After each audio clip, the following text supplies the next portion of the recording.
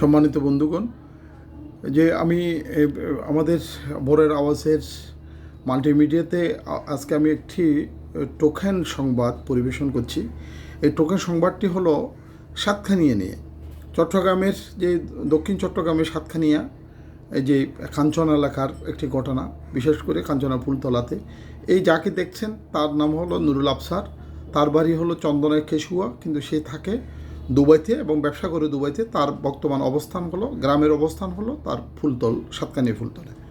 তার 3 জন বন্ধুর সাথে ব্যবসা করেছিল দুবাইতে এবং ব্যবসার অজুহাতে তাদের সাথে লেনদেন হয়েছে এবং লেনদেনের প্রেক্ষিতে এবং এই যে ব্যবসা বাণিজ্য তো মানুষের উত্থান পতন হয়ে থাকে, লাভ লোকসান হয়ে থাকে। তাদের কাছ থেকে যে টাকাটা নিয়েছিল প্রায় টাকা তার পরিশোধ করা হয়েছিল, লাভের টাকা। পরবর্তীতে কিন্তু তারা সংঘবদ্ধ হয়ে এই আফসারের কাছ থেকে জোরপূর্বক টাকা আদায়ের জন্য দুবাইতে একটি স্টাম্প আদায় করে নেন। সেই প্রেক্ষিতে যখন আফসার গত কিছুদিন আগে বাংলাদেশে আসেন, বাংলাদেশে আসার পর ওই যে তাদের বন্ধু, তার নামগুলো আফসার নিজে বলবে, তারা কিছু সন্ত্রাসী দিয়ে তাকে তুলে নিয়ে যায় এবং তুলে নিয়ে আবার নতুনভাবে স্টাম্প এবং টাকা আদায় করার জন্য চেষ্টা করে।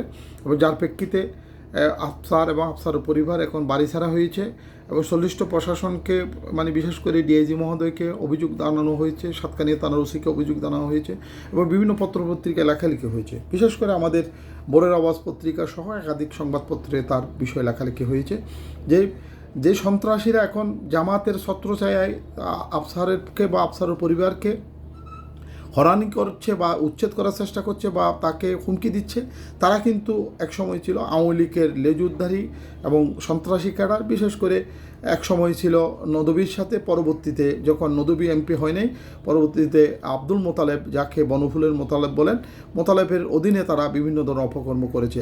আজকের সেই আওয়ামী লীগের লেজুর ভিত্তিক সন্ত্রাসীরা এখন নতুনভাবে জামাতের সাথে আঘাত করে এই আফসারের পরিবারকে এবং তার ছেলে সন্তানকে ওই এলাকা থেকে বঞ্চিত করছে এবং এলাকা থেকে ঘরছাড়া করেছে। তারা এখন রাস্তায় পথে পথে এবং তাকে হত্যার হুমকি দিচ্ছে।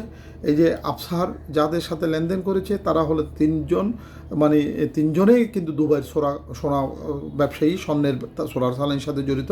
বাংলাদেশ থেকে তারা ইয়াবা নিয়ে ব্যবসা করে এবং এই তাদের সাথে ইয়াবা এবং স্বর্ণের ব্যবসার সাথে জড়িত না হওয়ার কারণে এবং তারা আফসারের প্রতি খেপে গিয়েছে এবং আফসারের কাছে যে স্বাভাবিক ব্যবসার জন্য, লিগ্যাল ব্যবসার জন্য যে টাকা ছিল, এই টাকাটা আফসার দেওয়ার পরেও কিন্তু আরও অতিরিক্ত টাকা চাচ্ছে।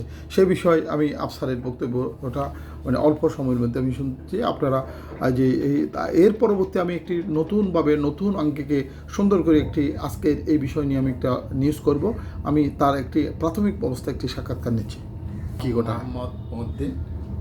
মোহাম্মদ ওসমান, মোহাম্মদ রিয়াদ হোসেন, 3 জন। তারা কি করছে, তারা এখন কি করছে এবং তারা যে এলাকা ছাড়া করছে বা টাকা চাচ্ছে, অপহরণ করে নিয়ে গেছে, এগুলো কি বলতে হবে? দুবাইতে আমার থেকে 4 জনের 4টা স্টাম্প নিছে। স্টাম্প নেওয়ার পরে 2 দিন পরে আমি এখানে আসছি দেশে আসার পর লোক দিয়ে তুলে নিয়ে গেছে আমাকে 2 তারিখ রবিবারে। নেওয়ার পরে রাতের 1টার সময় মদ্দিনের বাড়িতে নিয়ে যায়।